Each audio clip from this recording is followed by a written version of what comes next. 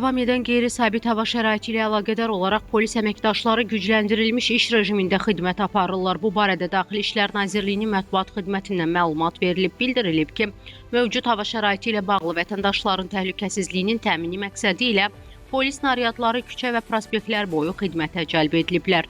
Nəqliyyatın hərəkəti yol patrul, post patrul xidməti və digər əməkdaşlar tərəfindən tənzimlənir. Sürücü və piyadalarla profilaktik iş aparılır. Ehtiyacı olan vətəndaşlara köməklik göstərilir. Onların mənzil başına təhlükəsiz çatmaları təmin edilir. Küçə və prospektlərdə polisin müşayiəti ilə təhlükəsizlik tədbirləri davam edir.